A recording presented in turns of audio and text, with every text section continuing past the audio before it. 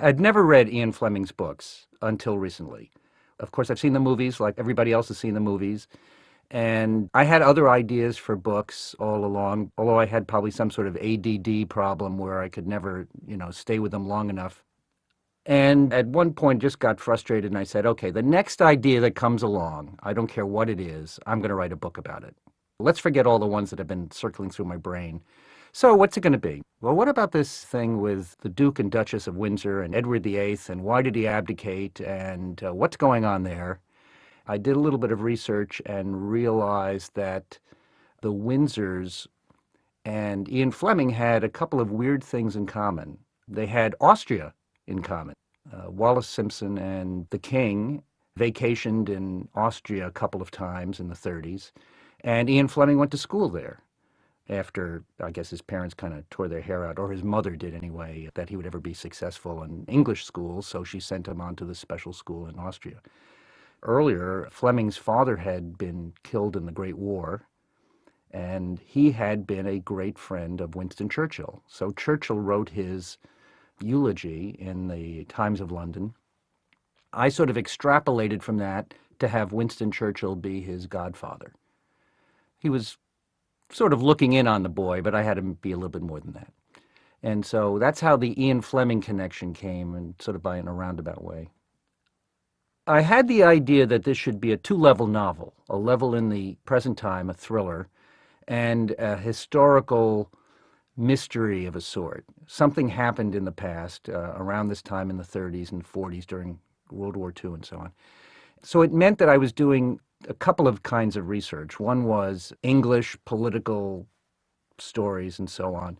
I also went back and read my favorite thrillers to relearn what I liked about thriller writing. Eye of a Needle and Marathon Man and 6 Days of the Condor, Coma by Robin Cook. And, some of the lessons that I thought I took away from that reading of a woman in jeopardy, might be in more jeopardy than a guy just because, she's going to have to live by her wits and not by her physical strength, perhaps. So I spent about, I would say, 6 months rereading my favorite books, which I like to do anyway. I'm the kind of person who sees a movie 40 times. Other people actually want to go to new restaurants. I want to go to the same old restaurants. I'm that person who likes to redo things, so this was right up my alley. The research into English and European history and so on, things that I was interested in anyway, I probably took 6 to 9 months to do just research. In my mind, this book, In Secret Service, really has a three-part structure. One is the information, the stuff, the mystery, the bad stuff that happened during the 1930s and 1940s that will reoccur with dire consequences later on in time.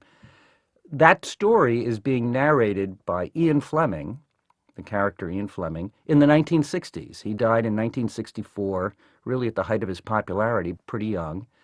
And he's now looking back at his life and what he knows, and he wants to pass that on. And then the person who's reading the book, or reading the manuscript that Ian Fleming has left for her, is Amy Greenberg in virtually the present. There's the past and the present, so that's the sort of then and now kind of feeling.